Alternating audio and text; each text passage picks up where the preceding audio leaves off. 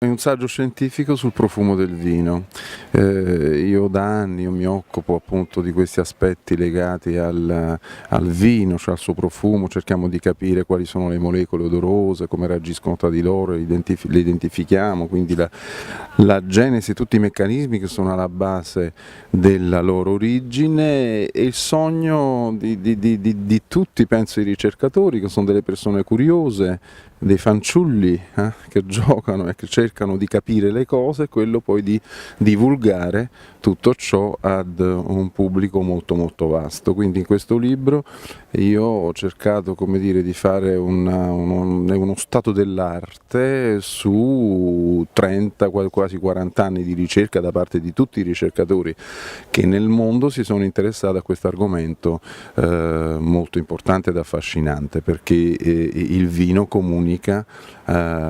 con gli appassionati proprio attraverso i suoi odori, ed è un aspetto peculiare di questa bevanda che la distingue da tutti gli altri prodotti dell'agroalimentare, perché è un gesto quasi rituale. Tutti, anche un astemio, di fronte a un bicchiere di vino il primo atto che compie è quello di portarlo sotto le narici, ed il vino ha anche questo merito, il merito di aver fatto riscoprire l'olfatto a molti appassionati, agli uomini, un senso fondamentale per noi ma in parte dimenticato,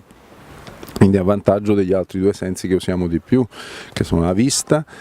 e l'udito. E io descrivo tutto ciò in questo libro con un linguaggio estremamente semplice e fruibile, una seconda parte del libro anche, diciamo, con alcuni aspetti un po' romanzati, per tenere il lettore legato fino alla fine e per farlo ancora di più appassionare alla bellezza del vino. È un po' complicato tutto ciò, perché intanto è estremamente difficile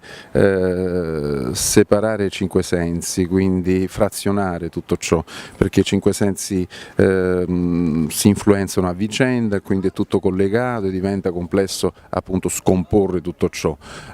Però appunto quando pensiamo al gusto, il gusto in senso stretto è l'equilibrio tra la percezione appunto dolce, amara, acida, salata, e negli ultimi anni anche l'umami, ci sono quindi altre sostanze che intervengono nel gusto. Il problema è che tutto ciò senza gli odori è per certi versi simile, cioè senza gli odori noi non riconosciamo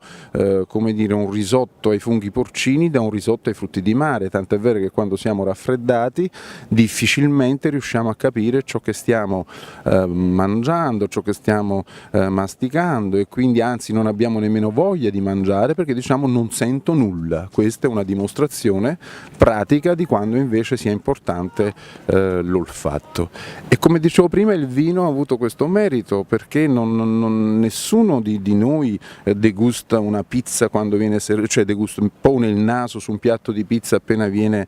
messo in tavola, o un piatto di spaghetti o qualsiasi altra pietanza, un segno di cattiva educazione questo. Invece no, col vino no.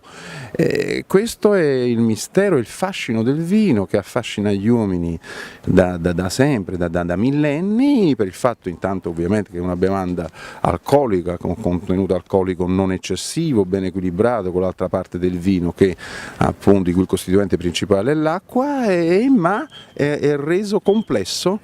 interessante dai profumi. E questo bisogna comunicare agli appassionati, ai ragazzi, a chi si avvicina al vino. Quindi il vino non è appunto cioè, come dire, c'è l'alcol ma non va considerato una bevanda alcolica, bisogna avvicinarsi al vino per assumere e per scoprire tutta questa parte importante del vino, cioè appunto la sua sensorialità, perché poi attraverso gli odori ovviamente è possibile distinguere i vini, capire da quale uva è stata fatta e distinguere anche i territori. Quindi è lo strumento, secondo me, con il quale il vino comunica con gli appassionati e comunica la sua diversità, che poi è l'altro aspetto magico del vino, perché tutti i vini sono diversi, perché sono influenzati appunto dalla varietà di origine e dai territori dai quali vengono prodotti, come per esempio in questo caso il Prosecco. Il Prosecco ha un'identità estremamente precisa che è data dal contesto pedoclimatico in cui nasce da una varietà appunto che è la glera, e quindi tutto ciò è irriproducibile in un altro luogo del mondo, ed è questa la forza del vino. E quindi in tutto il mondo, in tutti i luoghi in cui si produce vino, si producono dei vini che sono tutti diversi tra loro, e quindi per certi versi anti-standard per definizione il vino. Come si riesce a cogliere tutto ciò? Attraverso appunto l'assaggio, e nell'assaggio uno degli aspetti più importanti è sicuramente l'odore del vino.